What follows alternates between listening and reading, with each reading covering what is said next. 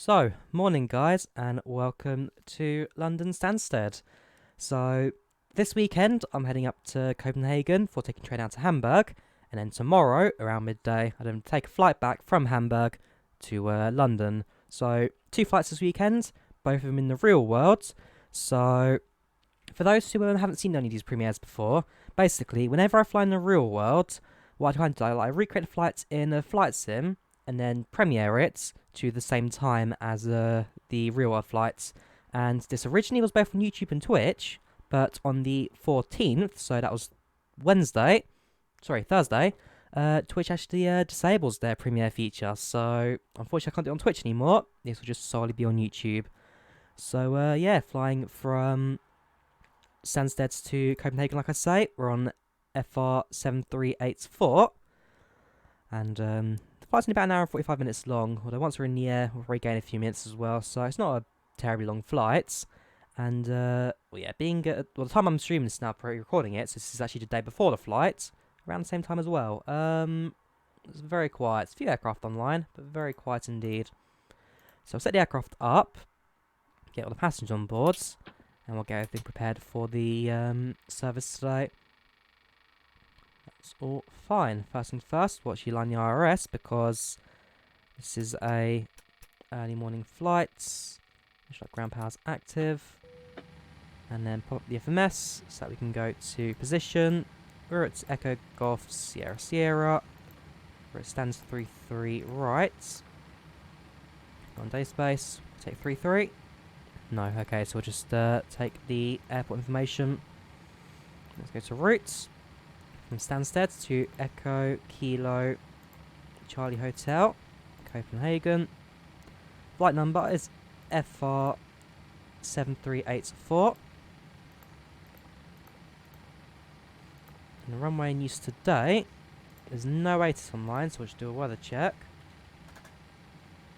Winds are 350 at 5 knots. So for 350,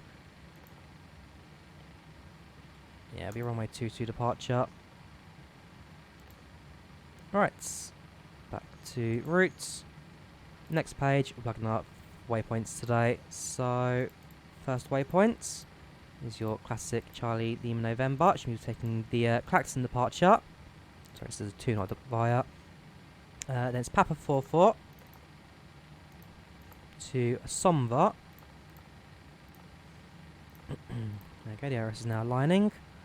I turned off the quick align option because it seemed a bit too quick, to be fair. It was 30 seconds, so this should be a bit more realistic. Up 155 to Andic, following Uniform November 873 to Juiced. Where's J? Where's J? There you go. Juist. Juiced. Then it's up 729 to Dosa. And it's Papa 729 to Tudlow. So it's again another 729, is it? Let's confirm that. Yes. To Tudlow.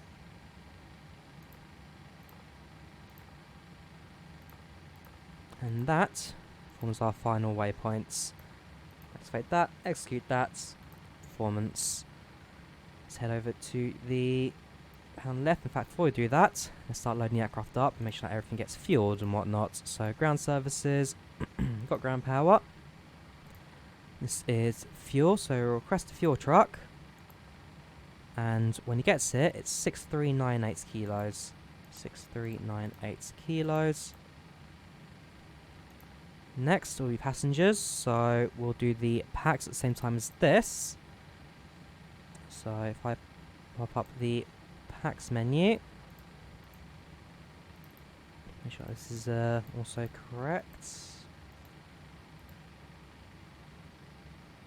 Okay, so we'll do it here as well. So yeah, 121 passengers on board today. And we'll start boarding as soon as we get this sorted. So, start flights. This is Echo Golf Sierra Sierra to Echo Kilo Charlie Hotel. Times for takeoff. It's about 25 minutes. No, it's about 20 minutes, sorry. Take off at 40 past. Flight time today is 1 hour and 45 minutes. Cruising at 370, and we're Ryanair. So you know, this is the FR number, so FR7384. 7384. Sheesh, can't type. Next, 738, carrying 121 passengers today, according to virtual Ryanair. It's not a very full aircraft at all. Got boarding music, we've got safety. Starts. We can now board start as well. And same for virtual Ryanair. Starts. And while we're at it, projects fly as well. So they're running. Next will be the cargo. If I go to the calculator and divide by 2, we need a total of 2252. 2 equals 1126. And sorry, crest the carts. 1126. Okay, 125 it is. So as soon as they arrive, we can start loading the cargo aboard. Passengers are all slowly boarding now. Yeah, most of them won't be on aircraft just yet.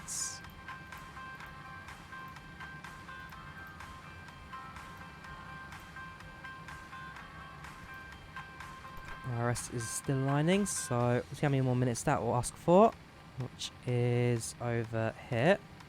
2 minutes, it's not terribly long.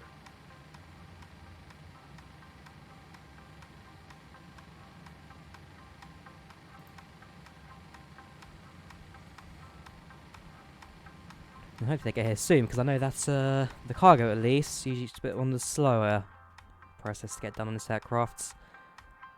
Yeah, 1,000 kilos to go. Not the heaviest aircraft in the world, but it has got a fair bit of weight to it.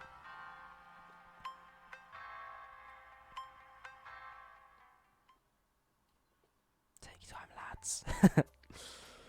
Come on, start. Make sure everything else is going at least. So yeah, got power. Can now start fueling. Passengers boarding. Cargo now being loaded. Right, back to the FMS. So, if we head to the performance page, we can now plug in our info. So we're at Echo Golf Sierra Sierra. Runway 23. Conditions dry. Thrust rating takeoff. Flaps config 10. Air conditioning off. And anti-icing off. I now grab our weather info. So show keyboards. Winds I've already got. It's 350 at 8. Oops, backspace 350/08. Temperature is 16 degrees, nice and warm. And QNH, I keep forgetting this is in Fahrenheit, 1004. Alright, let's go back to the conversions. You just get given a temperature conversion gauge, at least that helps. Alright, 60. 61 we'll put down.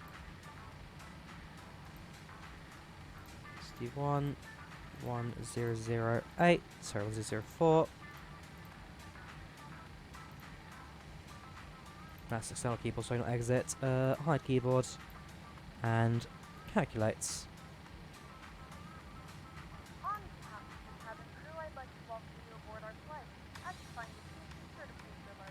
So, routes, set that up, reserves 1.1, cost next 23, 370 cruise, average winds 190.039,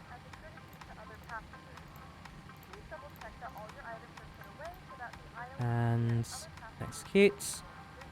N1 limits, it's already set. Take off, flaps 10 degrees. Centre of gravity set, and it's 146, 146, and 153. You can see how different the FMS numbers are. That's because the aircraft's not fully loaded yet, and so technically it's not its full weights, while the EFB here takes everything into account, so it makes it a little bit easier and nicer to calculate. RS is aligned, thank you very much.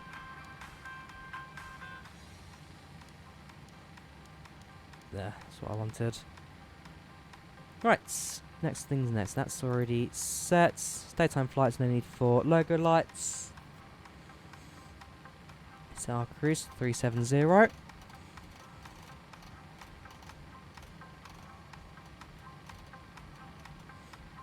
And same for the pressurization.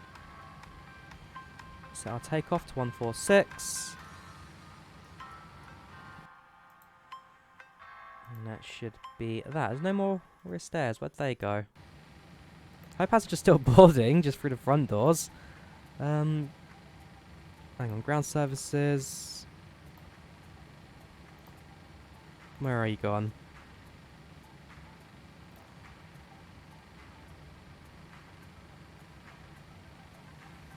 They have stairs. Stairs to. There we go. Let's bring the stairs in, shall we? I'm sure passengers would rather get through the back door and not just leave it hanging there. That's going to be an incident report. It's got to fill out later. There we go. We're going to use the what's it? GSX pushback. Park and brake set. Oh, is it not set? Yeah, we'll use the GSX pushback since, as we've now found out, I have no idea. At least I haven't properly learned the PMDG way of pushback. So if I can do it properly, that at least saves me a bit of hassle and a bit of headache. Let's have a look at project's flight. There's a few aircraft there at Stansted, but no one seems to be active just yet. Actually, I lied, there is one aircraft active. Go for a top down, maybe we'll be able to spot some of them. Yeah, you can see the one active aircraft just there. It's a relatively quiet airport today. We're ready to go when you are. Here on the boards.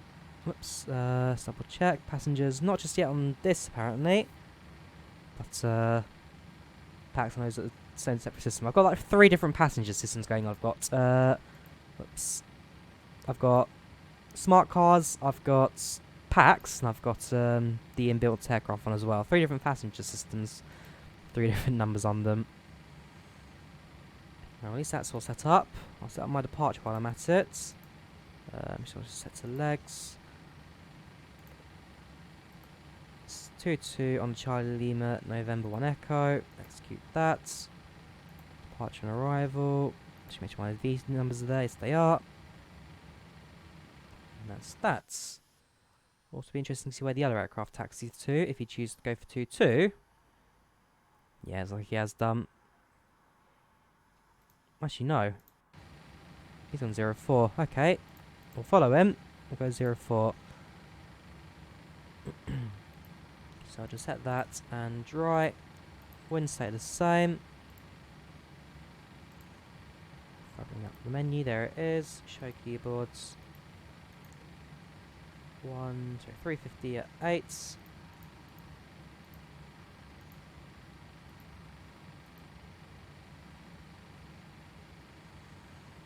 Okay, that doesn't make sense. So it is runway 04. Klaxon departure, execute that. Takeoff speed deleted, which is fine because I now put in the new numbers. 142, still 146 rotates. 153 V2.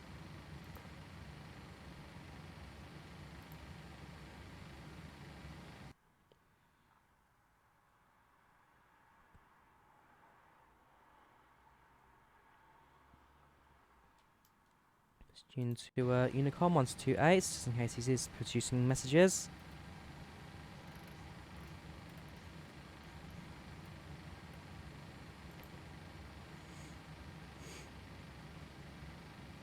And squawk. We'll set to 2500 as standard, uncontrolled aircraft. Weather will bring on, traffic will bring on. QNH all sets.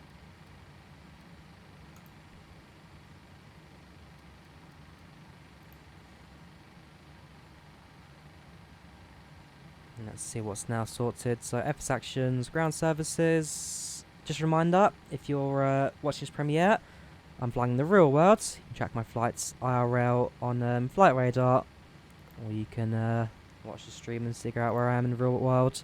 We departed at 8:40, so you should push back at around 8:40. Check of the where is it? 28. Yeah, 8:40 is takeoff time, so push back from gates. Passengers, last few ones now boarding. Cargo is still going as well. A few hundred kilos to go, but not too much. The fuel truck now is disconnecting. We can bring on the seatbelt sign. We can then tell PAX to do the same.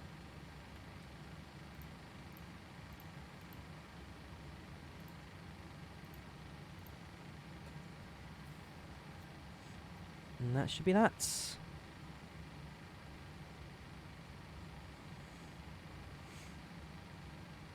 And the fuel pump's active. Once we're ready to turn on the APU, make sure all the bleeds are off. Make sure switch is centered. I don't actually know, does the ignition switch even do anything, to be fair? At least maybe it's just not been simulated properly, but I've never actually seen it function. I'm sure it does something, and they say just no aircraft add-on has ever simulated it for whatever reason. Intercom on, since you need to speak to ground.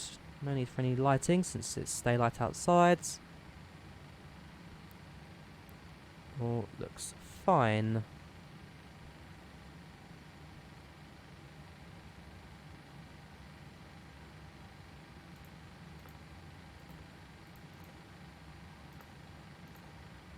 Passengers have boarded, so can retract the air stairs. Release the rear stairs and exits. There we go, exits will close. Fuel truck's now gone. Ground power still active. Local start the APU now. Good morning, ladies and gentlemen, and welcome aboard flight 7384 with service to Copenhagen. Our flight time will be roughly 1 And hour. yeah, I do like PAX. It actually has like a database of airport names, and will tell passengers where you're going to, depending on your flights. Smart little tool, that. Here we go. Forward loader and carts release. Rear carts and loader release. Alright, make sure the aircraft is secure. So all doors closed. Doors closed. Doors closing. Aircraft's now departing. And we are ready for pushback very shortly. I'll check all systems, make sure that this all works properly. That's all fine. That all looks good. Aircraft secure. APU is stabilizing. Ground power we can now disconnect.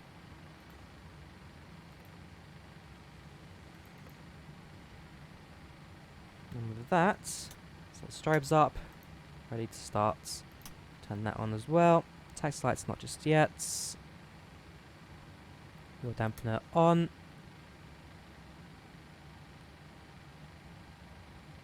Just remove chocks. Still on parking brakes, so that won't disconnect. Don't need that tool anymore, since we'll now be using turn off the co-pilots to the FB since that's not required.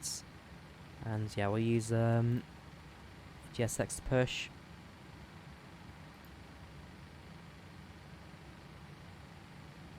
Right, so nose, tail, left, right. Hang on. It's nose left, sorry. Engine 4, nope. Tow shocks in action. Okay, go Sierra Sierra ground.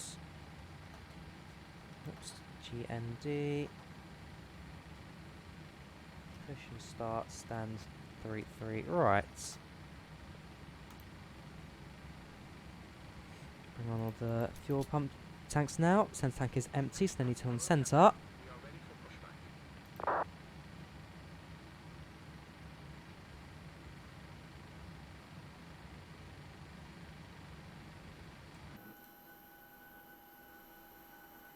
going to stick all the aircraft. Yeah, you can see the stairs there have got the Ryanair tags on them, but we don't need front stairs because, again, this is a air stair aircraft. Don't need it, technically. I'll set up GSX at some point again. We'll probably do, like I say, a mixture of PMDG and GSX.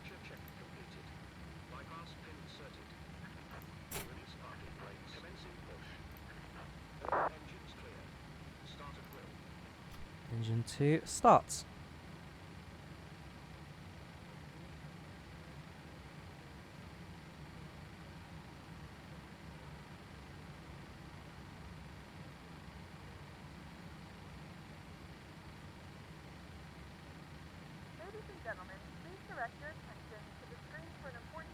Maybe if I had the AP bleed active, that would help. There we go. Engine 2 now starting. Yeah, I forgot something. I think I know what it was. Right, wait, that's hit 18. Starts. Qualified for external over water operations. Sounds good. No idea what that means, but hey.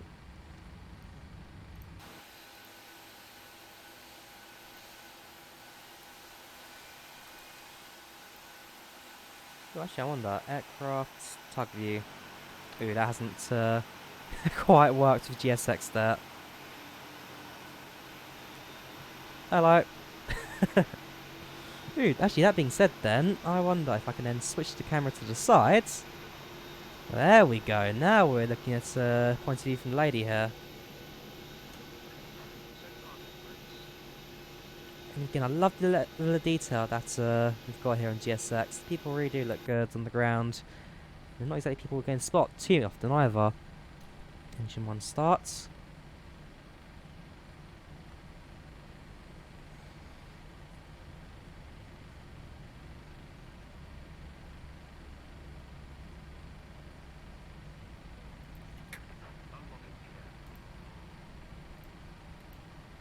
There goes another aircraft taxi.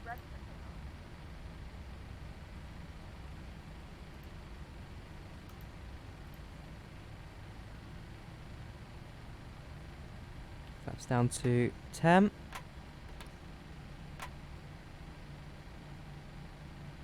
Trim set to 413.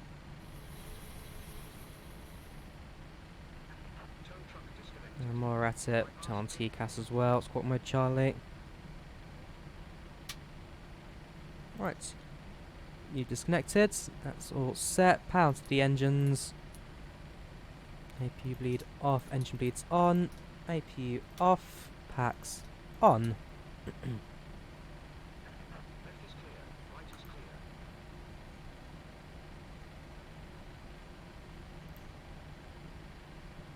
So now you'll leave with the tow truck.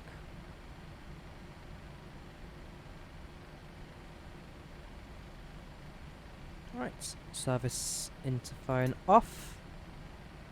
Flaps down to 10.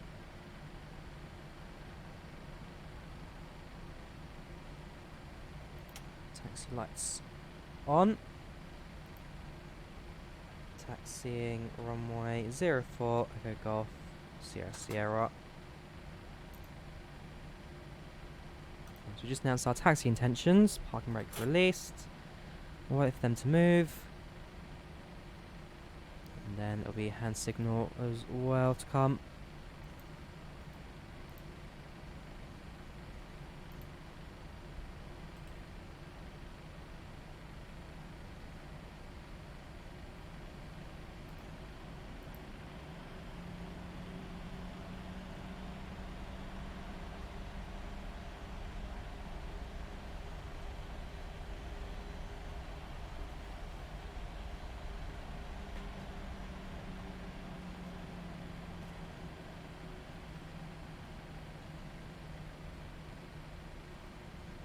Right, so now everything's been set up. Actually, no, they haven't. Now they've been set up. I've got a feeling this will be quite a good flight today. I mean, the weather's not looking half bad. Temperature's pretty calm. Winds still probably very turbulent, as we've noticed in the last couple of these NGXu flights. But now I've really kind of got the grips of the aircraft. It is a fantastic little model, this. We'll be honest, had a few crashes with it. I think the more I've got used to it, the more I've just kind of stabled with it, the better and easier it's become. It's a fantastic little aircraft, one I do recommend, especially for those looking to get Microsoft Flight Simulator 2020 with the £100 off until New Year's. Also, well actually no, technically this is before I've seen it, but on Friday afternoon I've also had a chance to now play with Microsoft Flight Simulator 2020. So this is Friday morning I'm pre-recording this. Friday afternoon I go and see the game, and Saturday morning I then fly the aircraft this route for real. So that's the one downside to these premieres. It's almost a bit awkward, like you have to talk about the future. For example, when I go to Finland, I'm going there for 2 weeks, and so for the return flight I'm going to have to try and pretend that I've already been there, but while being very aware that I've not yet been there. Who knows, it could be the worst holiday of my life. And yet on the way back I talk about how fantastic it was. No,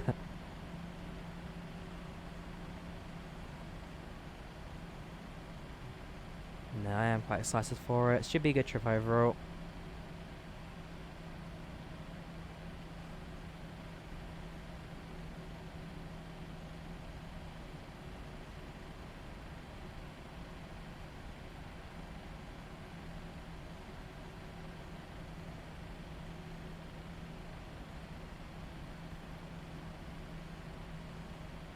Downside of Stansted 44 is that it is quite a long taxi, this.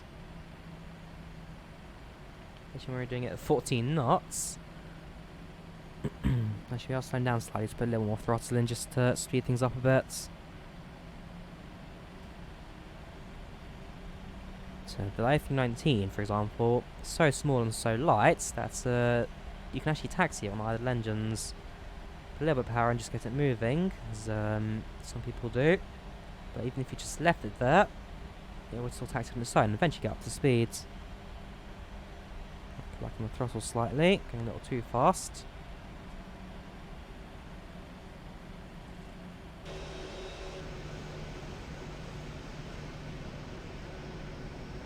It's a fantastic looking aircraft, this, as I say. 7.3 has always been my favourite type.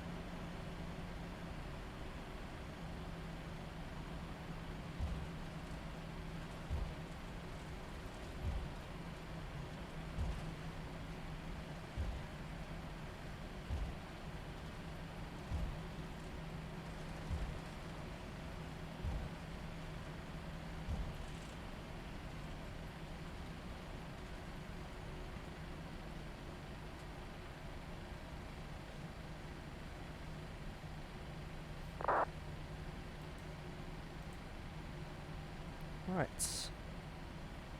And I suppose the next one makes the right hand turn onto the taxiway. Also the original little holding points there, where many years ago they actually used to paint the London Stansted logo into there, so that arriving aircraft could spot it. Not anymore. They decided to stop doing it, and now it just serves as a long distance parking space. You see in the middle where it gets like a little bit darker, a little bit rubbed out. That was where the original logo used to be for Stansted Airport. Okay, a little bit cut on the inside there to turn, but that should be alright.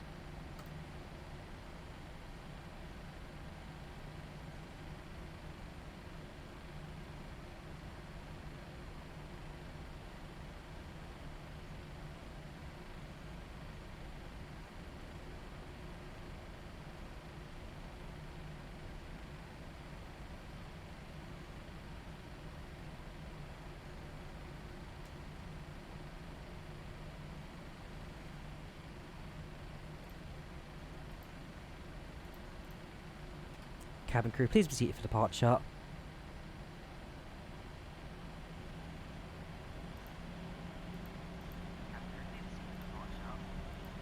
Cabin crew now down. Again, as I say with PAX, they actually, passengers respond to how you speak and what messages you're saying, and it just really works as to all that. And plays you back with a pilot filter voice as well. It's like, what more do you want? Finally, you can speak to your passengers.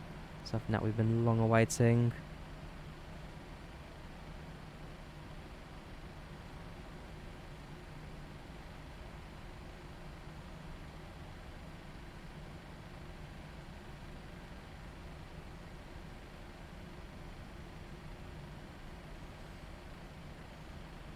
It's also announced on that sim. Departing runway 04 Echo Golf Sierra Sierra via Charlie Lima November 1 Echo. Which was no aircraft coming into land. Left is clear. Right is clear. And lights active. Taxi lights off. So it rejects takeoff brakes. If they don't switch off, yep, that's fine then. We're clear to ends of the runway.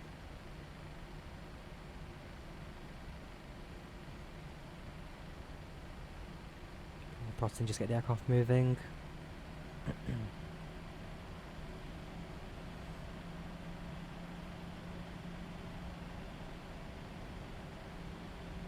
Right, auto throttle armed. Engines 50%. Chrono start. Engine stable. Oh boy. Just realised that the toggle switch is slightly behind there. There. Okay, managed to take off it is. That was terrible, Drawyah. What is wrong with you? Worst takeoff run I've done so far in this, safe to say.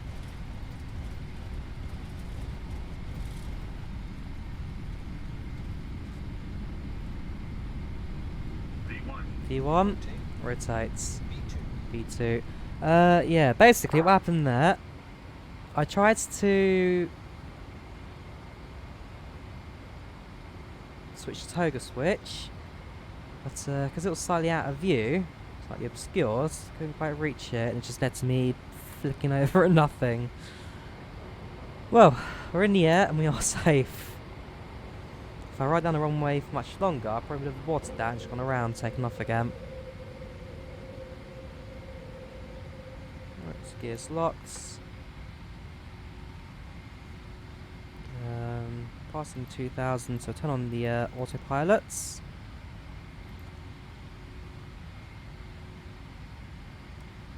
And there we go. Now airborne. Make sure that the auto throttle's active as well.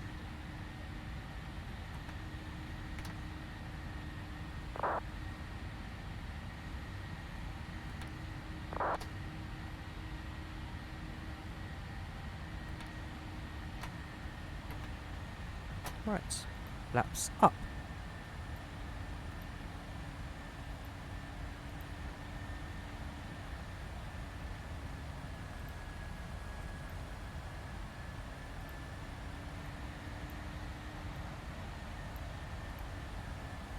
So, it's going to be slightly northerly heading as we leave Stansted. We'll do a direct to Charlie. No. We'll do a direct to Charlie November.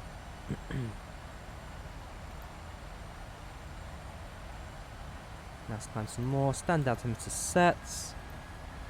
Make sure that takeoff has now been cleared up. So landing lights down to 10,000. That's all fine. That's all fine. Aircraft looks good.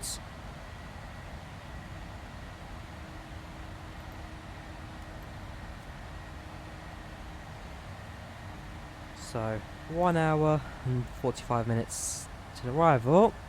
We'll need to gain some time in the air, so expect a few minutes less than that. And then it's landing at Copenhagen.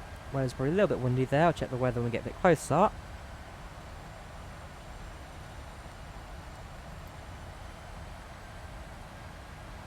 also, by flying to Copenhagen, it means that I've now finished, or at least I've now been to, all of the Scandinavian countries. Been to Denmark. This is my Denmark trip, so I'll spend a bit of time there as well. Been to Sweden, been to Norway. And so my next ones are the Nordic countries. So I've been to Finland. I need to try and get Greenland, and is Iceland Nordic? I'll double check that one, but Greenland's next. And that might maybe take a little while to get to. Ooh, fair play to this guy. He's flying a 747. Just put on the map. All the way from Miami to Amsterdam. So he's nearing the end of his flights. It's a fair trip, that. Is he on Batson? No, he's offline. Fair play. I mean, look at my profile. I don't exactly have any of these transcontinental flights. I don't know why I've never flown transcontinental. I've flown blimming Australia to London. That's not a short flight. I've never done transatlantic. Sorry, yeah, transcontinental transatlantic. I've never done that for some reason. At least I did once. Actually, I've done it twice, technically. In the 7-8 I've done it, and in the Concorde I've done it. But this was before my pilot's flight days, and the Concorde flight, I believe, is on the VATSIM map, actually. So you will be able to follow me on that. But then no VATSIM map. Actually, VATAware, no. VAT stats work, but VATAware, unfortunately, has now died.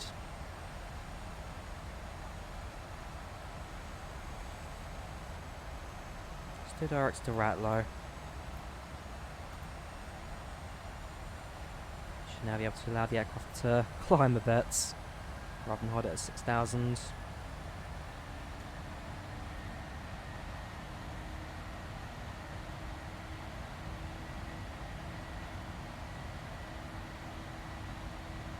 Loving the clouds though. These are defaults explain clouds,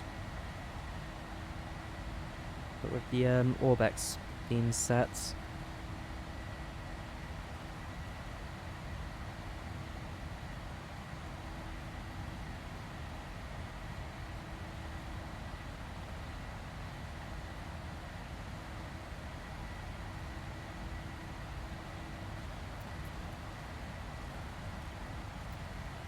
Through 9,000 very shortly, be able to turn off the seatbelt sign and landing lights. I think an aircraft just pops up to my left as well. We're heading the opposite direction. I'm most certainly going to be landing at Stansted, I presume. Let's have a look on the radar.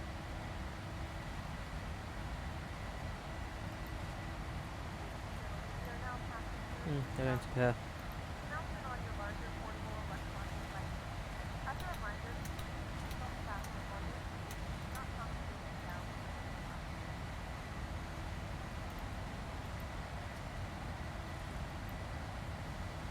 So get out its cloud layer first, because the clouds haven't, so always a bit shaky.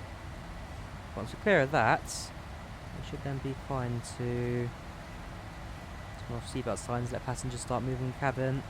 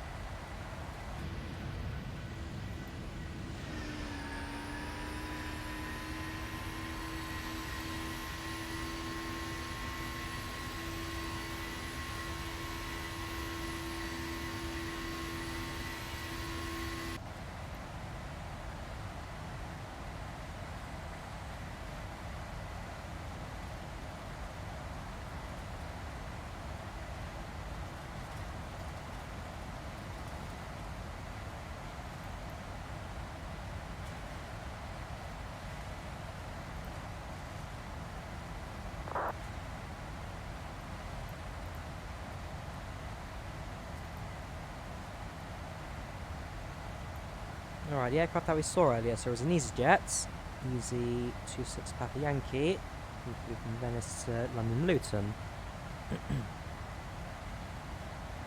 That's through 15,000, 150. Aircraft still taking a bit of a battering on the climb out here.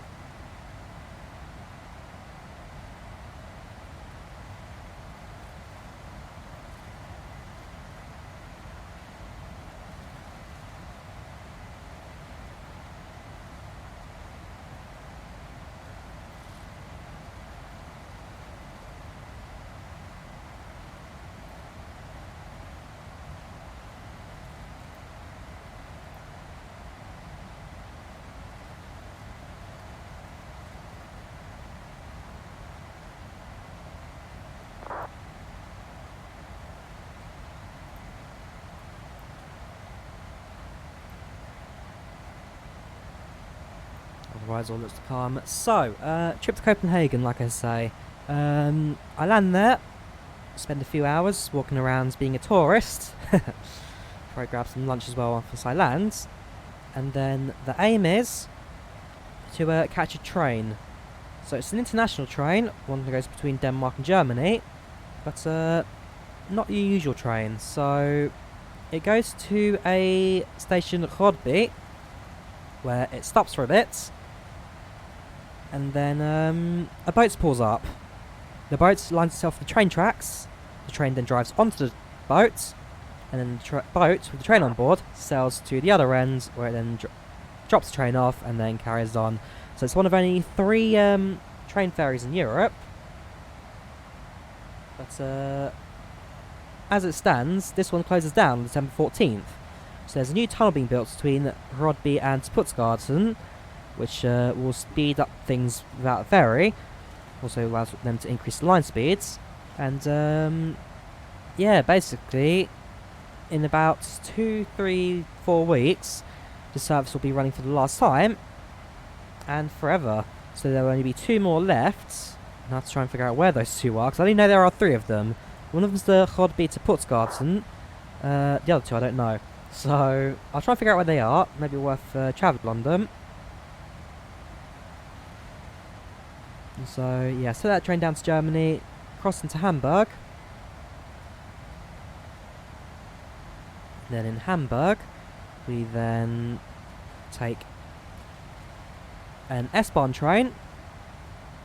And I'll take it to Miniatur Wunderland, so the world's largest miniature railway scenery setup. I mean, I've seen it on TV, I've seen it in pictures, but I've never been there myself. I've never really had any reason to go to Hamburg before, so it sounds like it's worth doing. In fact, I wouldn't even gone there if some guy didn't remind me that Miniatur Wunderland is in Hamburg. Oh wait, yes it is. This is going to be a good trip, I'm very excited for this one. Just a reminder, if you're tuning in, track on Flight Radar 24, see how close I get to my real world flights to this one. Hopefully it'll be a bit less bumpy, although then again I do prefer my slightly turbulent flights. A bit of turbulence doesn't hurt anybody. Severe turbulence does, but not a bit of light one. Let's pass through 25,000 shortly, 250.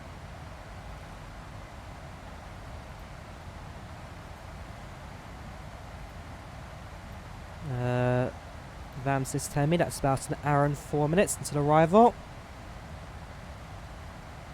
It depends on what runway and star we take into the airport, doesn't it?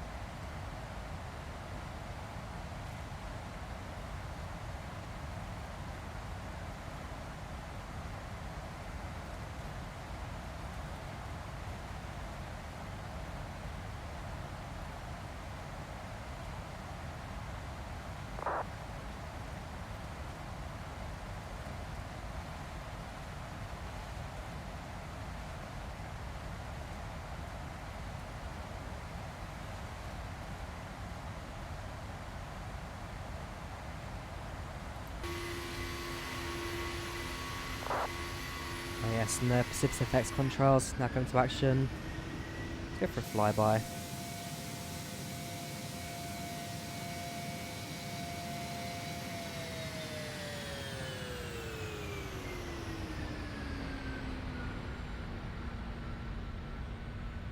I'm on seat 26F for this flight. 26F.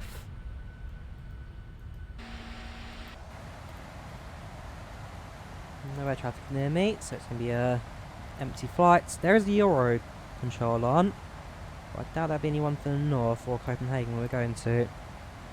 It's now a flight, so I may tune in later, but it's unlikely, I'm afraid, for this one. This could be my first flight since the new VATSIM codec, where I've had zero conversation with any ATC. Because ever since it's come out, like I say, it's really brought it to life, the whole platform. I've also been looking a little more into like different events. I know that on Thursdays, Helsinki and Hamburg have full ATC, and it gets quite busy there. I know that London's always active. London's always on when it's not working hours.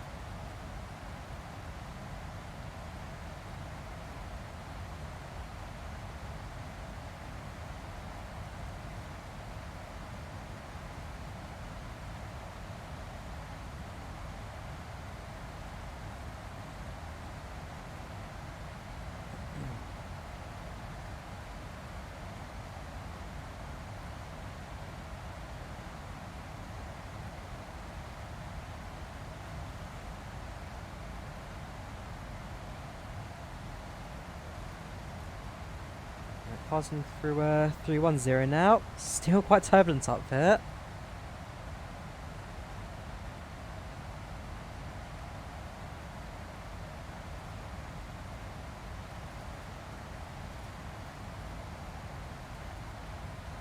Haven't turned the seatbelt sign off yet, but it looks like things are calming down now.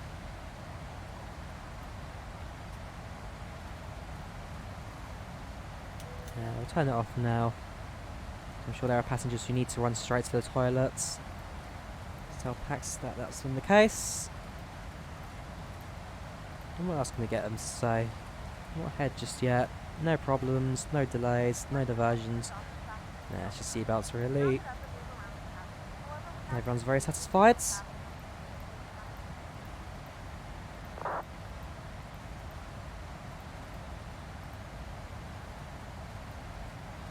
All looks good.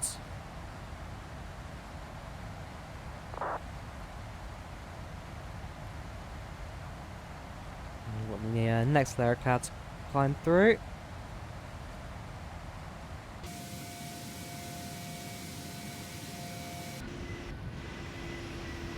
Ah, it's just gone invisible. Okay, we've climbed through it then.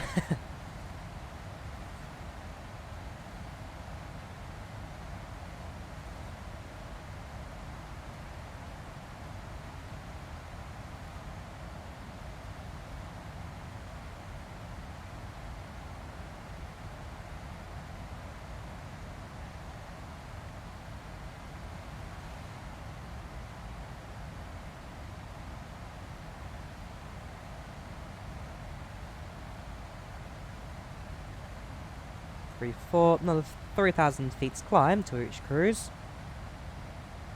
And also the ETA will appear on top of the screen.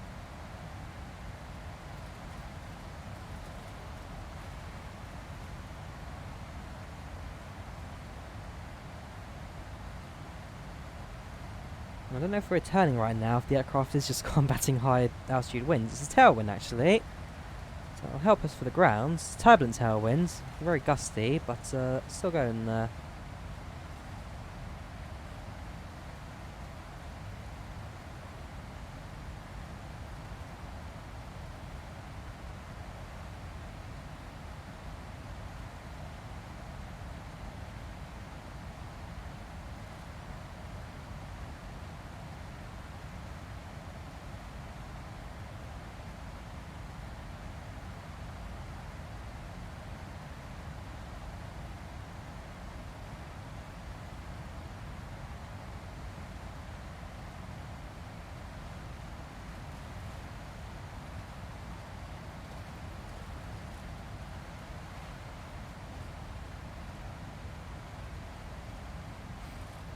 Six, still shaking. There we go. ETA 09:58. So it's just before 10 AM local time, 11 AM. Sorry, 10 AM UK time, 11 AM local time in Copenhagen. So it really isn't that long a flight. I'd say it's only about an hour of airtime until you do rate kits. It's not as direct as the crow flies, but it's fairly close. Aircraft seems to be holding alright. Still shaking. In fact, it looks like it's getting stronger, so I'll turn the seatbelt signs back on. I think also speaks to passengers as well, just to say hello. Never did that on the ground, didn't we? Good morning, ladies and gentlemen. This is your captain speaking from the flight deck. We've just reached our cruising altitude of 37,000, which is about 11 kilometres up. And it has been a little bit bumpy, but we're sure things will calm down as we get close to Copenhagen. Once again, we ask you to sit back, relax, enjoy the flight, and speak to any of our cabin crew for any questions. Thank you. Czech Republic, that will do.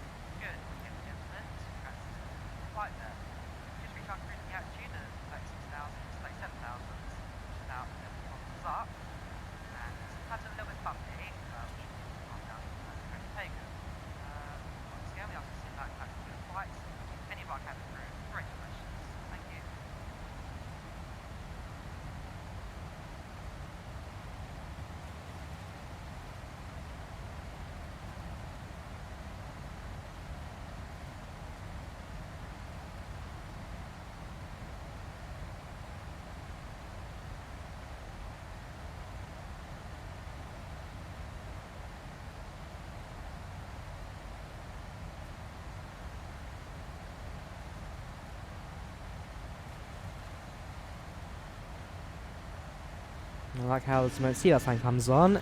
Skies are cold calm. Not a single jolt. I know. Their wing backs back in again. So the UK behind us. You can see Netherlands just on the horizon. And so our flight plan today will take us through the Netherlands, but the very north of it. Hence the slightly longer water crossing to usual. And as soon as we're out of the Netherlands, it's just cut north to Denmark.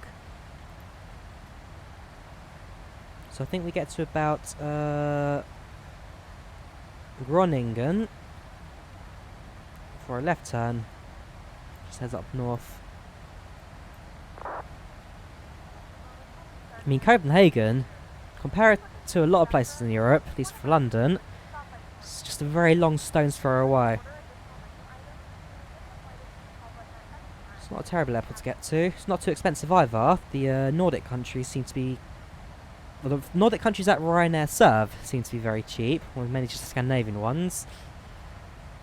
And the moment you get to Finland, wow, prices are so steep. I mean, like I say, the return flights to Oslo, that was like £19. Return flight to Stockholm was like 25. It's Copenhagen. Well, again, I'm not doing return from Copenhagen, but given that I only booked this one 2 weeks in advance and the price was starting to get quite steep, this cost me about... It was about £28 one way. But I did use my Ryanair credit on it, so I just paid for the seat, £4. I love credit. It makes life so much easier. Book a hotel with Ryanair whenever you go abroad. You get 5% credits back on your flights, and then you can use that to get a cheaper flight, basically. And you've got a family like booking hotels through you as well. Shout out to the parents. It just gets a bit cheaper. But like I say, it's a bit of fun. My parents don't mind the helping hand when booking their travel, and yeah, it just works out for everyone.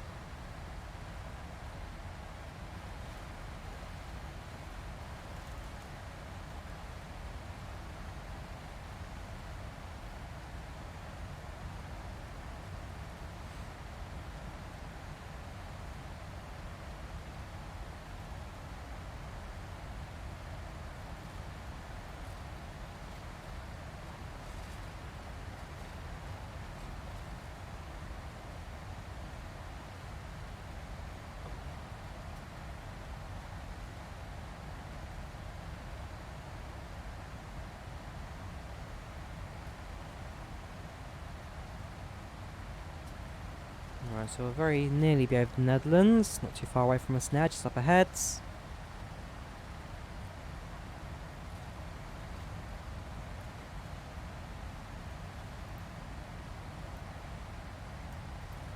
ETA sticks around 9:57. Well, I've got a feeling that it may, well, definitely get a bit longer, say, once you start descending and going down the start. 9:56, still technically gaining minutes, now on the borderline 6:57, but with the turbulence right now, I wouldn't be surprised if that gained a few more actually, and lost some. Oh, I don't have waypoints showing, no, those aren't waypoints, those are stations. Nope, not waypoints, they're airports. I'm not sure what that one is then. Data we don't need. Ah, that's no, that's Hamburg, that's my alternative. Actually, no, that makes sense for that being there. So yeah, if nothing were to go wrong, Hamburg, which is basically my destination airport, is my alternative. You know, throw all the plans off, unfortunately, and quite annoyingly, it means I end up in the wrong country, I don't get to touch my train. But at least I know my return flight and hotel is just next door.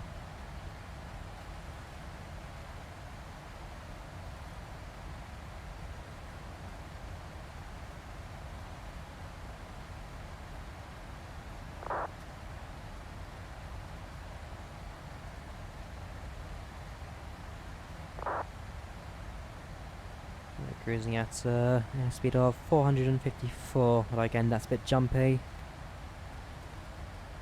453. It's the airspeed that's maybe getting affected. 446 to 441.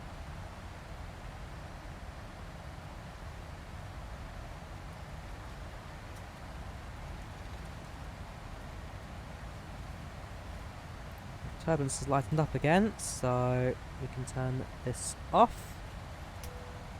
Oops.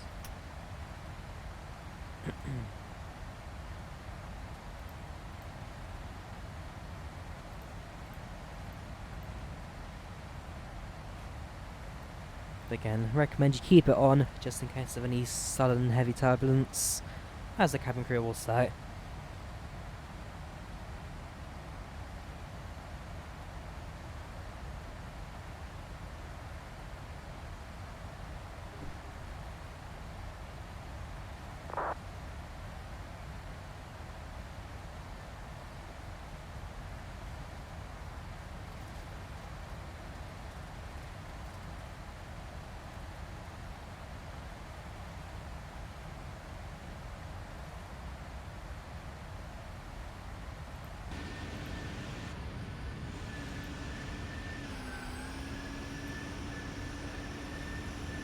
Got all the canals here, the Netherlands.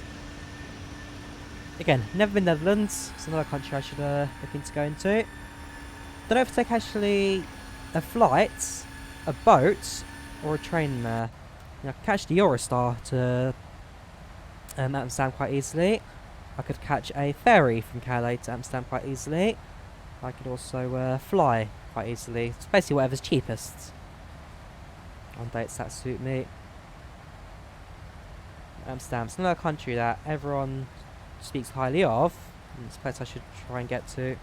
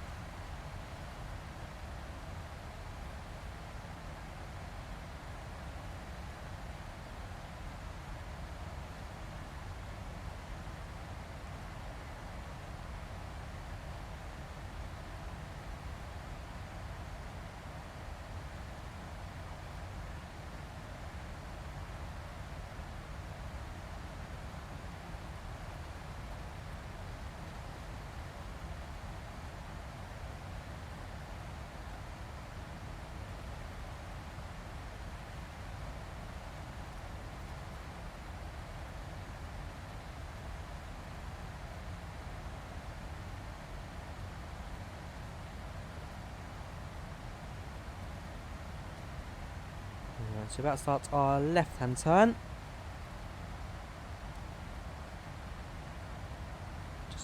Just over a minute. And then that is as the crow flies straight to Copenhagen. It's not far off the midpoint of this flight. We're about a third of the way there now.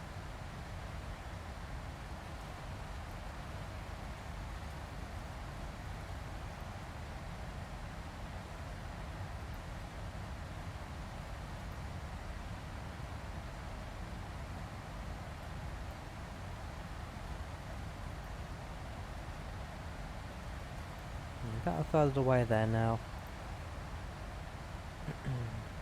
Smart car saying it's still another 41 minutes to arrival.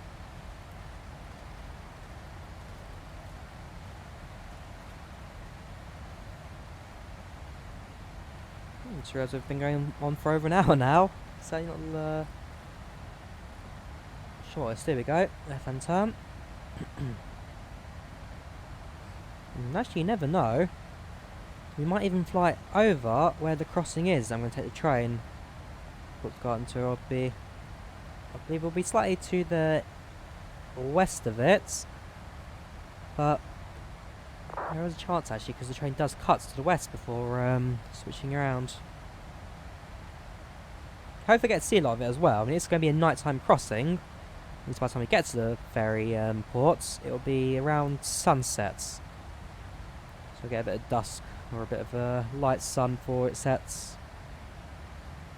I'm sure it'll be lit up entirely as well. It's got lights on the docks, lights inside the train, lights inside the ferry.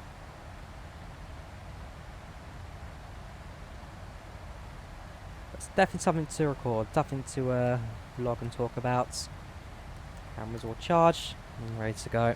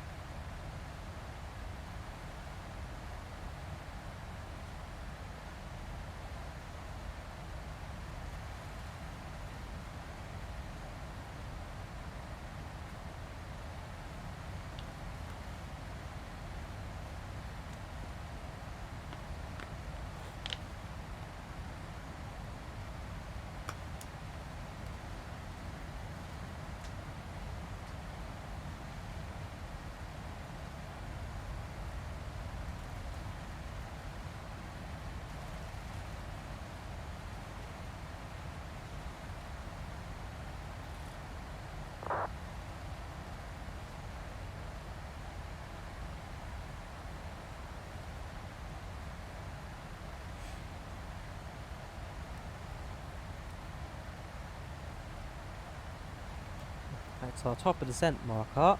It's around Tudlow. Let's have a look at what the weather is like in Copenhagen right now. Just think about our approach plan. So WX Echo Kilo Charlie Hotel.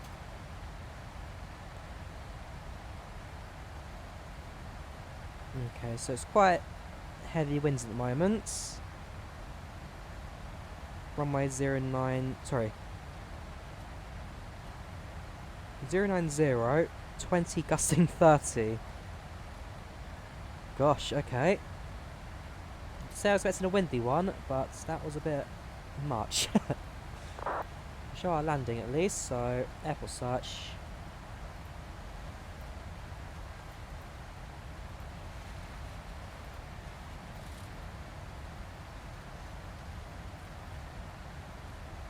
Yeah, 110. 20 gusting 30. Probably be a runway 12. But then it's 12 long enough.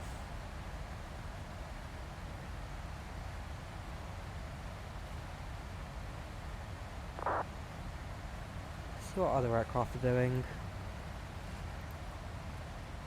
It's going to be a heavy crosswind. Maybe my trickiest landing yet. Let's have a look. Zoom to Copenhagen. Let's see what other aircraft are currently doing. You're on... Oh gosh, you think you've done a few go-arounds, my friend. This can't be the only one struggling. This guy's done a few left, right and centres. But is making an approach for this runway. So it's the one on the left, facing slightly northwards. That'd be 04. So you're going to be 04 left then.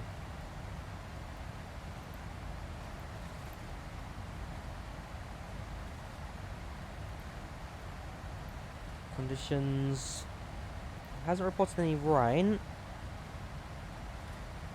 Yeah, no rain reported, so it's dry. Alright, flaps config, we'll go flaps 40. No and off. Winds. So it's 110 at 19. 10 at 20. Temperature. Go to conversions. Be about 3 degrees there, so 37.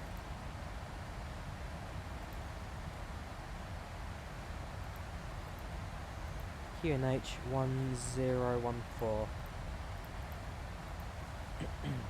Like that.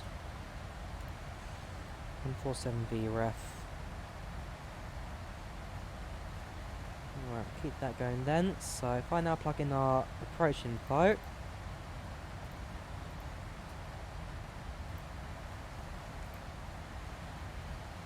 Have a tugboat approach.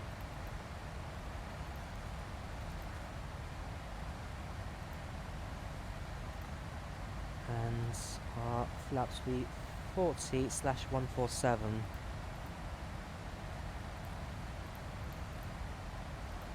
So we're going to describe that 122 it's telling me to use. Destination path, hang on. Is there a brake? No, it doesn't seem to be a brake.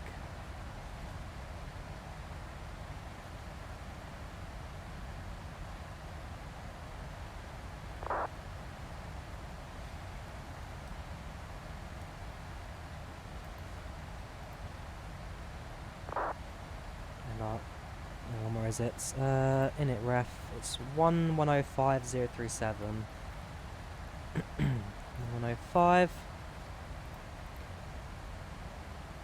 1105.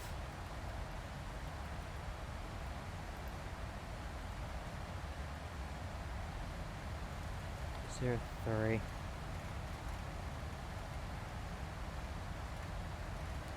7. As soon as we get over the top of the descents, we'll then be able to land without any hassle. Will definitely be a hassle. The turbulence I'm loving, but not a terrible one.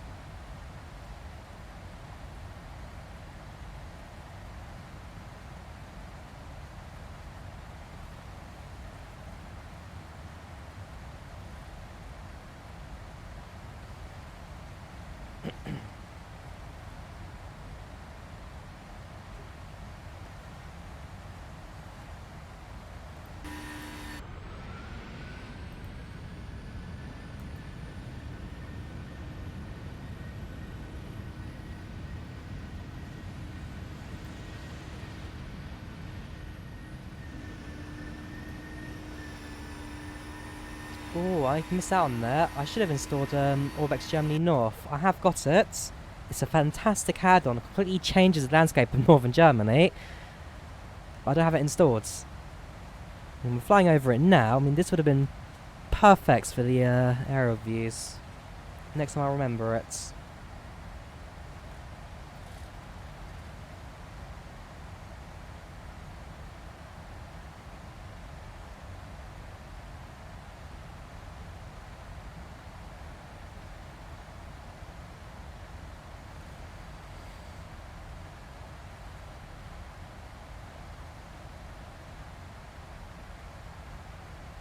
Right, we're now crossing halfway through the flights.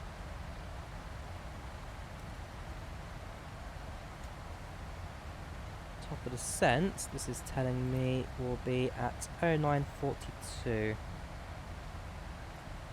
we've only got 17 or so minutes of cruise.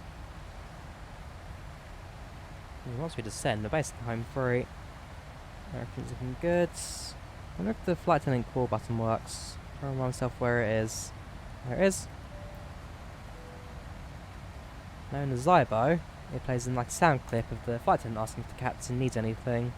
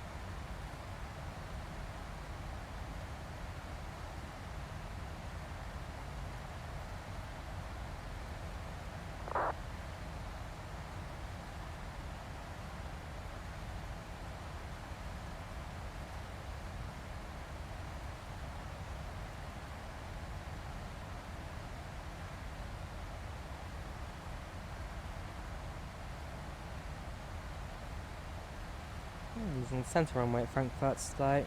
Quite busy as well. Quite a few aircraft using it.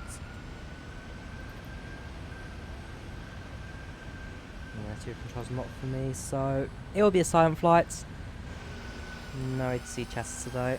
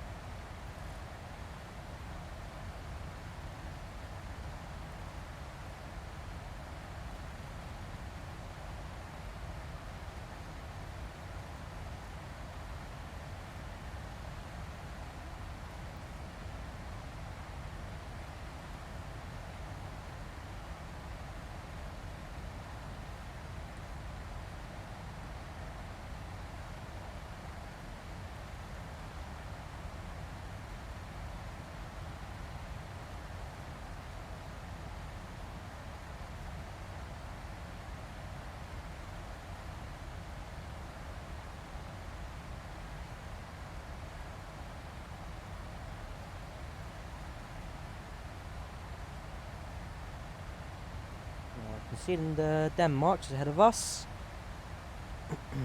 On the horizon. 80 miles now till Tier D. Aircraft's looking a little bumpy still, but alright. And again, 30,000 at Delta Yankee Alpha. Won't be our plane for the day. One day, I'll be lucky enough to just... don't know if I'll fly it, but just see it. Now I'm flying the PMDG again. It was the original NGX that had me fly the Delta Yankee Alpha tail for the first time. That's just because it was the highest quality freeway livery I could find online. But yeah, it's followed me ever since. The next plane, Delta Yankee Alpha in P3D with NGXu. Yankee Alpha once more. But like I say, after this flight, probably start doing a mix of both the NGX and the Zybo as well. It's kind of like balance things out a bit. Because at the end of the day, P3D is great, and it's nice to be back in the old platform that I recognised so long. But I've now got add-ons in both platforms that, depending on where I'm flying to, it just makes sense to fly one over the other. So I think I'll stop rushing like P3, P3, P3D so much, and kind of just bounce between the two. I mean, videos to watch out for. I might do a comparison video between the Zybo and the NGXu, because I did the original video, it did alright. But both aircraft have since come a long way since then, so it'd be nice to kind of look back at it and see if any aircraft have now excelled over the other. May bring a few facts as well that people in the comments want me to talk about. So, for example, price point and stability and all that.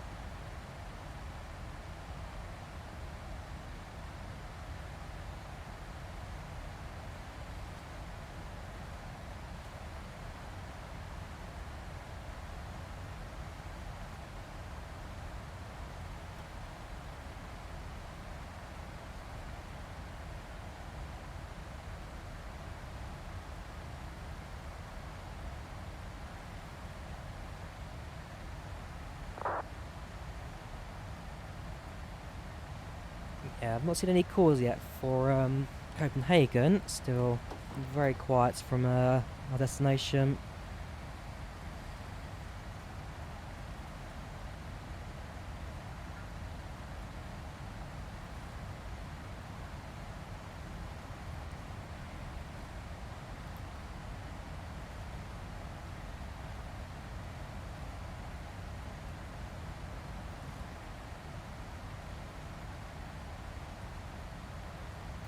Our ETA is actually pushed back.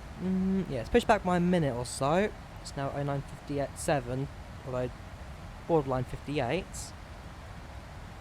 The winds haven't slowed us down by as much as I was expecting, truth to be told.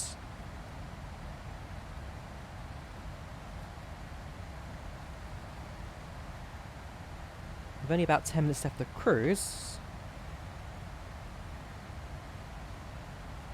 Not been a bad flight at all.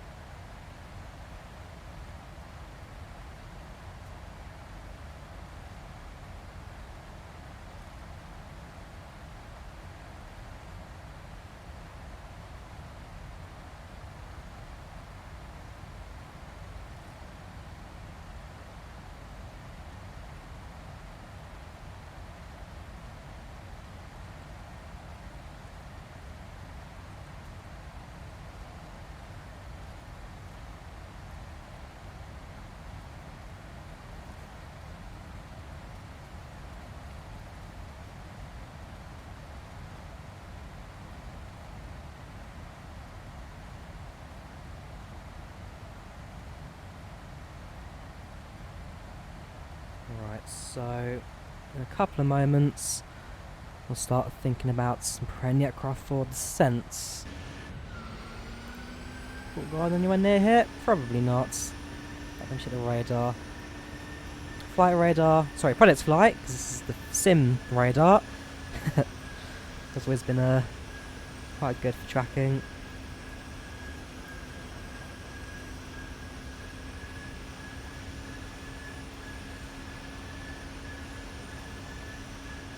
Actually, show you where the crossing is, right?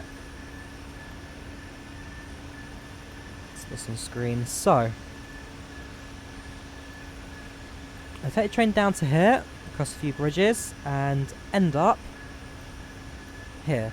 There's a ferry port, train enters, then it sails across. It's about a 50-minute journey down to Puttgarden. There we go, Puttgarden, where the train then disembarks here. So then the railway tracks leave and then go parallel to the road for a bit. So that's where the crossing takes place.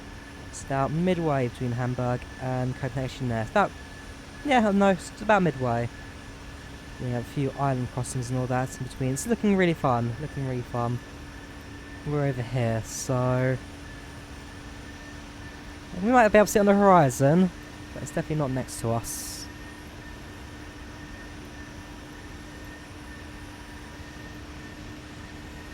Right on the horizon, maybe. Too many clouds.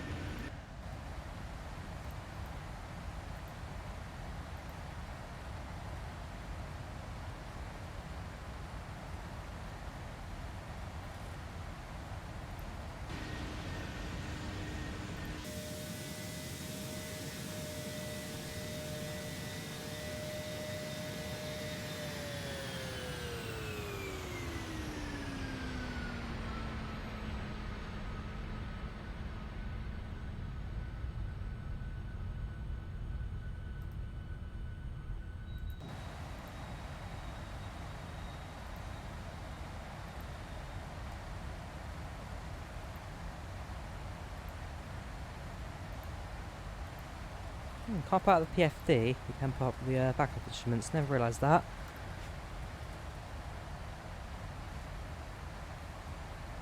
So, the intercept altitude for the ILS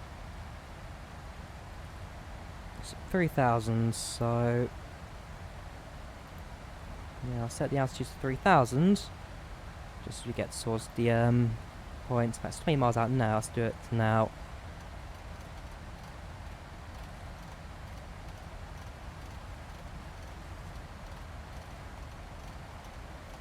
There we go, down to 3.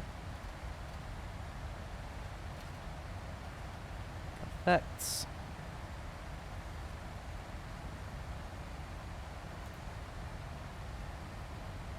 I've set the ILS frequencies, we've set the course headings.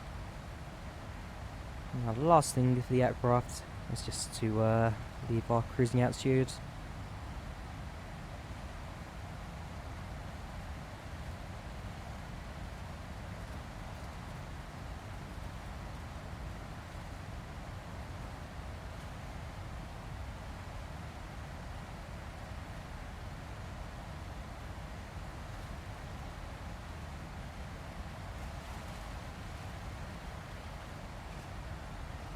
Definitely need to use some spoiler here, just to allow the aircraft to descend without going crazy.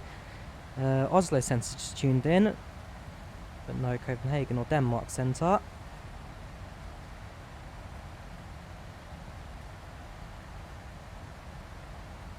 "13 miles out from TRD. 1 minute away.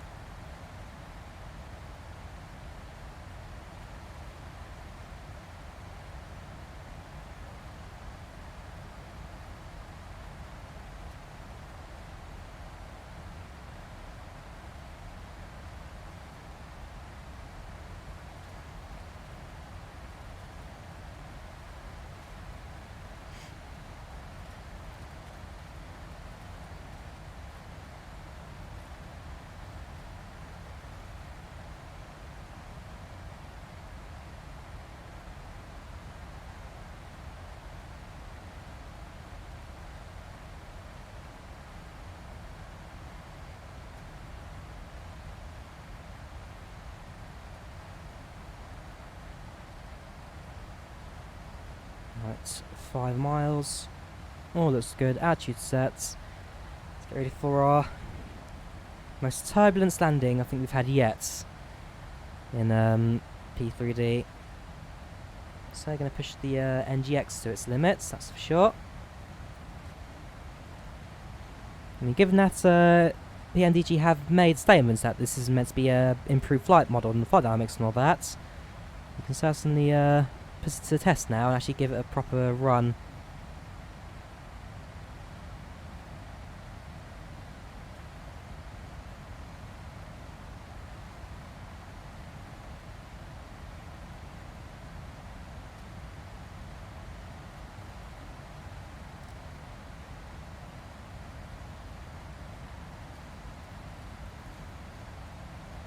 Right, throttles should now start to idle. Let's get close to idle, there we go. And there we go, now starts to lose altitude.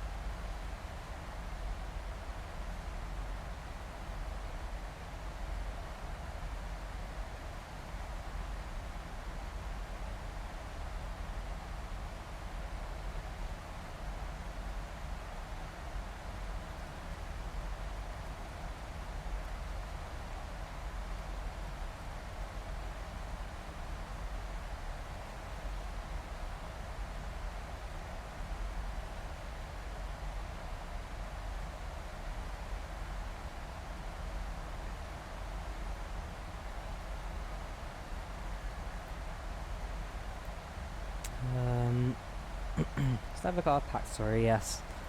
So, passenger satisfied, expects to arrive in 43 minutes. We're doing well for the time, very well in fact. Passengers not too hungry. I think they served food in the end. Everyone's sober. 1 or 2 I noticed a drink. You're hungry, alright. So one person I just spotted who was drinking. Okay, yes, there is one drunk passenger, Bradley Ball. Not hungry, so... they brought your own snacks. Well, the crew did,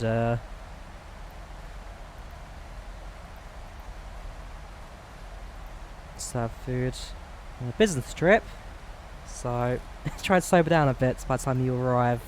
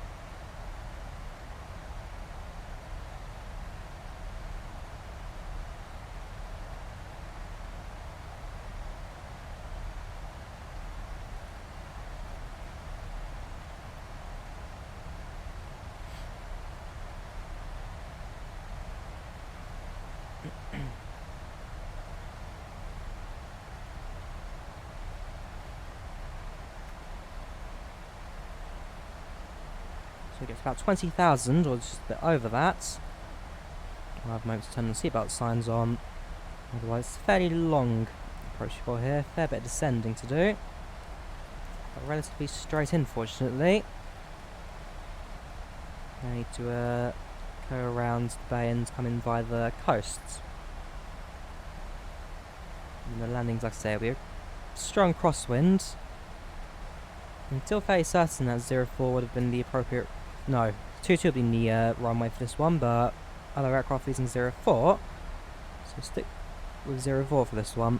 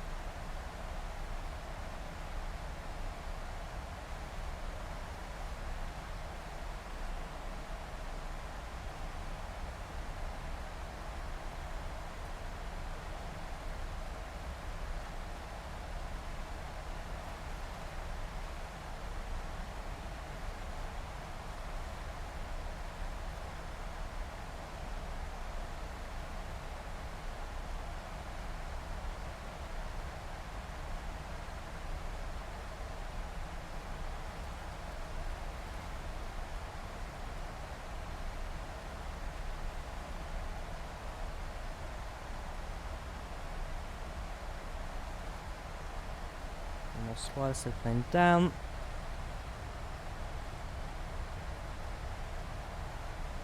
So look at the traffic in the area. I presume there'll be a few aircrafts, but hope Copenhagen's not too busy today. We need 2 aircraft in the area. One coming in on final. Also 04. And then one plane that has now landed from Aalborg. So one from Aalborg, the other one came in from Oslo. Very short flight as well.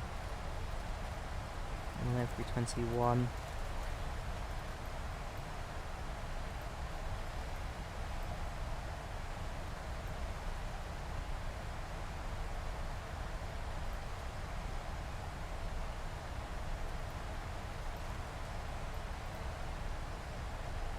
Yeah, what's that?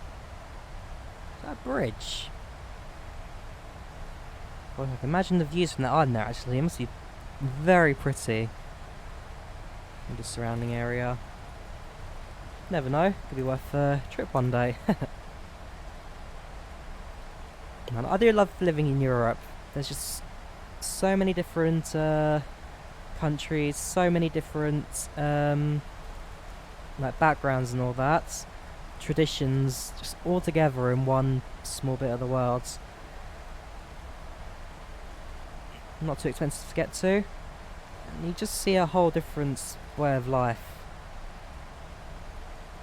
And to be fair, it's like that in America, maybe not to the same extent, where it's like Eastern Europe to Northern Europe, but you look at places like New York, Las Vegas, California, like they're all polar opposites to one another. California, sunny, shining beaches. New York is a busy, bustling, grey, rainy place. Gotham is the word for it. Gotham. We've then got all these like Central American places. True America, where it's just nothing for miles. And yeah, you got all these different parts of the world, and yet you never get a chance to go through all of them. You never get to see a lot of it. That's why I've been travelling so much in the last year or two. So much to see, so much to do. And it doesn't have to break the bank either.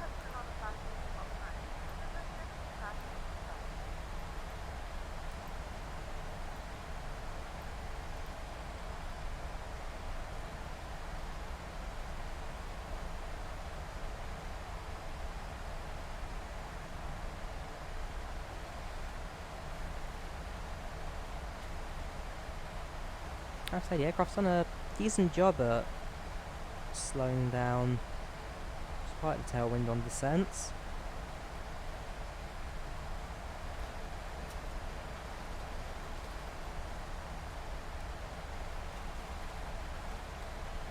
A right turn at next waypoint.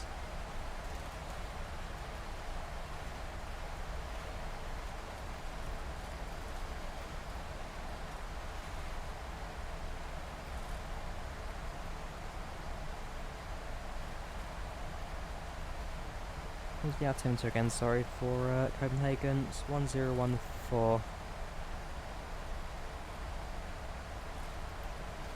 Okay, altimeter set.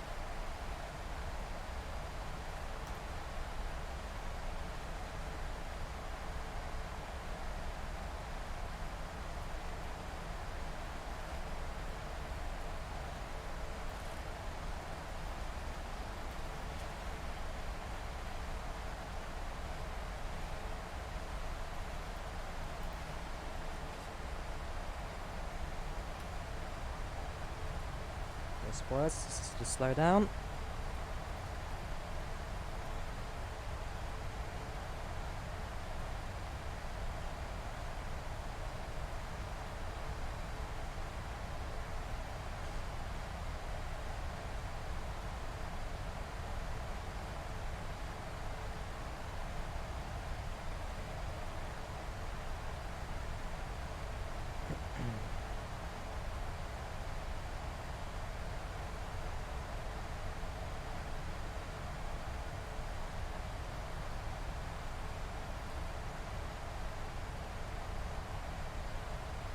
There we go, 150, 15,000.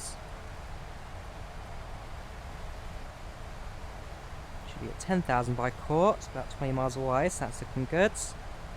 Drag wide, yep, spoilers are out. And then 7,000 once it starts the star. That's the waypoints leading into the runway.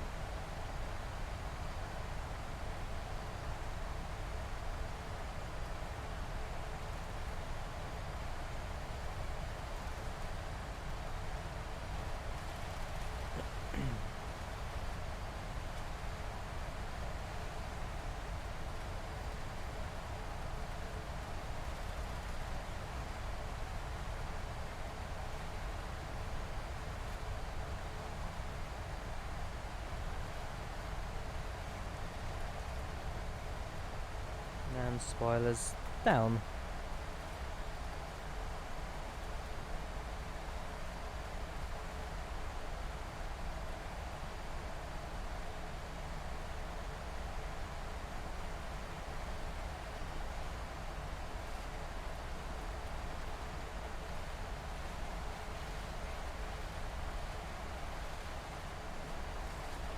So in about 2,000 feet, we'll then turn on the landing lights. We'll start using the flaps to slow the plane down, as we're only about 40 miles an hour until the airport.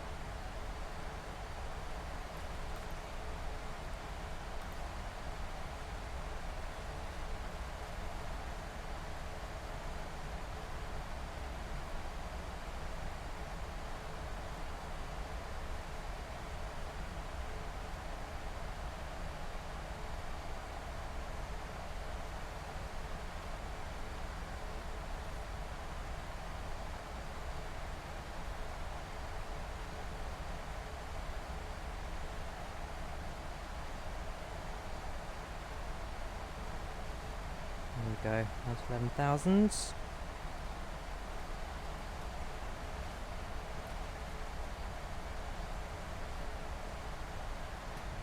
Gyro required, supplies out again.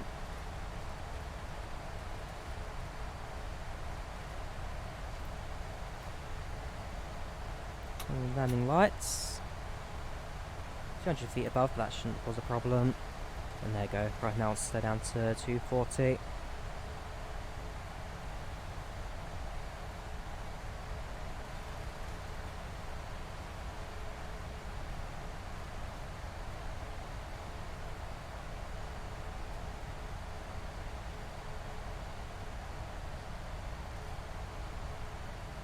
The aircraft also starts a bit of a shallower descent right, so we get close to 250 knots. Once the plane slowed down, making the right hand turn here. As soon as the aircraft hits 250, descent will continue. There we go. That should have been the cabin crew 10 minutes to landing announcement, but hey. Right, flaps down to 1 degree.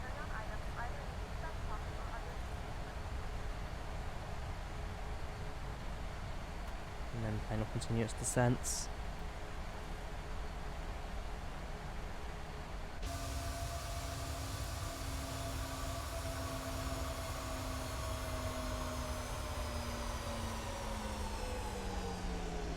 And you can also see how much the aircraft has slowed down since cruise. It's a much slower flyby.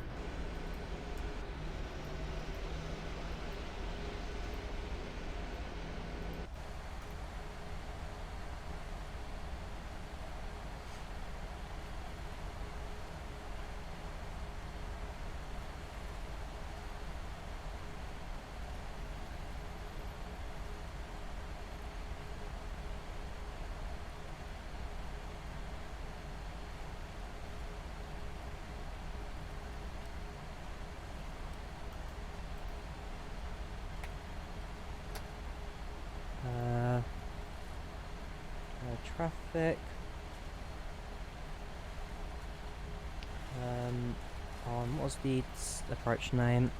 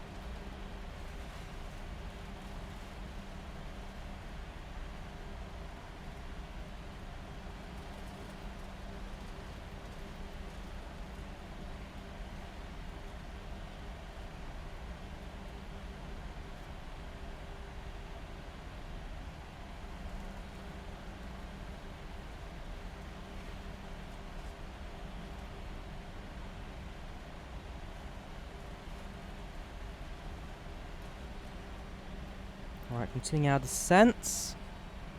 Not too far now from the airport. Should be visible to my left shortly.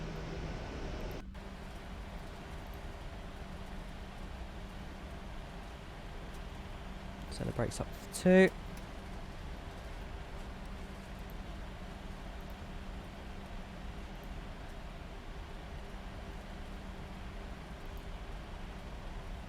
And there's a Lufthansa. Looks like he's maybe landing at the same time as me. Oh yeah, could actually be a parallel landing.